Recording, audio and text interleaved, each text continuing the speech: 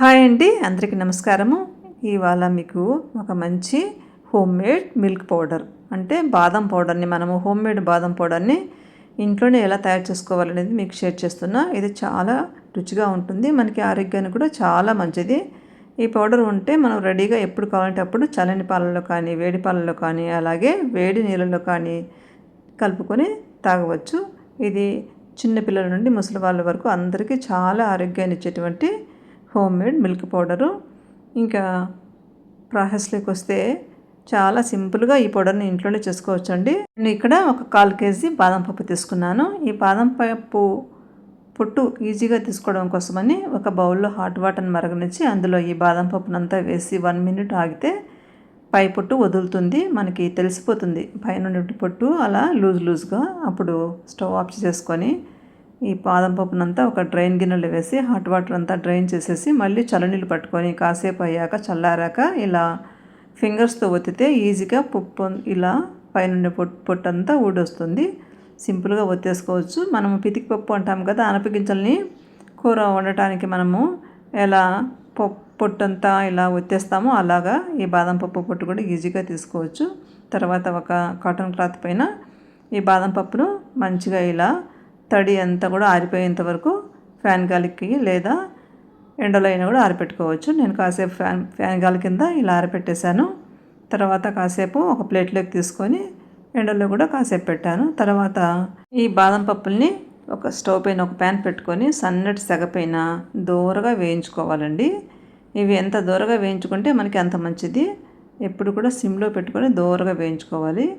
ఇదిగోండి ఇలాగా సన్నటి సెగ పైన మంచి సువాసన వచ్చేంత వరకు వేయించుకోవాలి. వేగాక వీటన్నిటిని ఒక ప్లేట్లో పెట్టుకొని చల్లారనివ్వాలి. ఇందులో కాస్త రుచి కోసము జీడిపప్పును కూడా ఒక 50 గ్రామ్స్ వరకు తీసుకొని నేను వేయించుకొని కలిపానండి. మళ్ళీ బాదం పప్పుతో కూడా చేసుకోవచ్చు, అది మీ ఇష్టము. ఇంకా కావాలంటే మనము పిస్తా ఇంకా రకరకాల మనము పుచ్చగింజలు అవన్నీ కూడా వేసుకోవచ్చు. నేను ఇక్కడ ఇవి మాత్రమే తీసుకున్నా.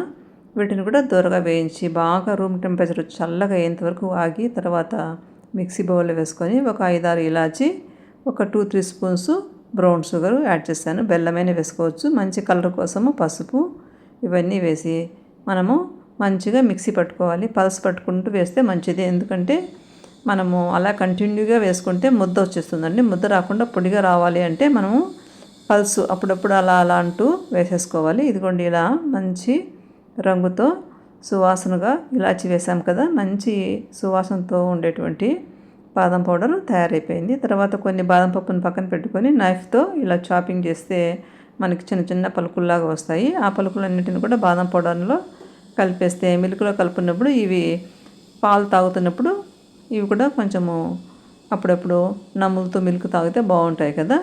ఇలా ఈజీగా బాదం పౌడర్ను చేసేసుకోవచ్చు. ఇదిగోండి ఇలా చాపింగ్ చేసినటువంటి బాదం పలుకులను మొత్తం ఆ పౌడర్లో వేసి ఇలా స్పూన్తో కలిపెట్టేసుకోవాలి. అయితే ఇప్పుడు ఈ బాదం పాలు యొక్క ఆరోగ్య ప్రయోజనాలు చెప్పాలి అంటే మనకి ఈ పాలు కలుపుకొని తాగిన వెంటనే మనకి ఇమీడియట్గా ఎనర్జీ అనేది తక్షణంగా శక్తి లభిస్తుంది. ఇంకా మెదడుకి మనకి చాలా మేలు అనమాట, ఎందుకంటే ఇందులో విటమిన్ ఈ ఉంటుంది మరియు మెగ్నీషియం ఉంటుంది కాబట్టి మెదడు పనితీరుని బాగా పనిచేస్తాయి. అందువల్ల చిన్నపిల్లలకి ముసలి వాళ్ళకి కూడా ఇది ఇవ్వచ్చు. ఇంకా గుండె ఆరోగ్యానికి కూడా చెడు కొలెస్ట్రాల్ని తగ్గించి గుండె ఆరోగ్యానికి ఉపయోగపడుతుంది. పిల్లల ఎదుగుదలకి కూడా ఎముకలు దృఢంగా ఉండేందుకు అంటే పెరిగే పిల్లలకి ఇది చాలా మంచిదన్నమాట. ఇలా సింపుల్గా మనము ఇంట్లోనే బాదం పౌడర్ని తయారు చేసుకొని ఒక ఎయిర్ టైట్ బాక్స్లో పెట్టుకొని ఎప్పుడు కావాలంటే అప్పుడు మిల్క్లో కలుపుకొని తాగవచ్చు. ఇంతేనండి ఈరోజు వీడియో నచ్చితే తప్పకుండా లైక్ చేయండి, షేర్ చేయండి, కామెంట్ చేయండి. Thank you.